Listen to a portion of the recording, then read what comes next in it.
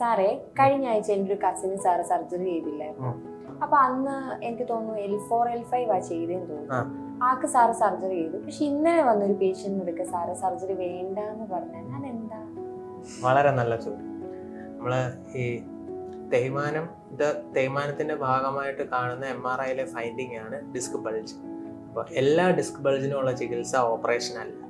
അപ്പോൾ നമ്മൾ എപ്പോഴെങ്കിലും നമ്മളുടെ അടുക്ക രോഗി ഡിസ്ക് ബൾജ് കാരണം സഹിക്കാൻ വയ്യാത്ത രീതിയിൽ വേദന അല്ലെങ്കിൽ കാലിൽ തളർച്ച, നമ്മൾ പരിശോധിക്കുമ്പോൾ കാലിൽ തളർച്ചയുണ്ട്, അല്ലെങ്കിൽ മൂത്രം ഒഴിക്കാനും വയറ്റിൽ നിന്ന് പോകാനും ബുദ്ധിമുട്ടുകളുണ്ട്, അല്ലെങ്കിൽ തുടയുടെ ഉൾവശം അല്ലെങ്കിൽ മൂത്രം പോകുന്ന ഭാഗത്തോ അല്ലെങ്കിൽ മലദ്വാരത്തിന് ചുറ്റിനോ പെരുപ്പും തരിപ്പും ഒക്കെ ഉണ്ടെങ്കിൽ മാത്രമേ നമ്മൾ നേരിട്ട് ഓപ്പറേഷനിലേക്ക് പോവുകയുള്ളൂ.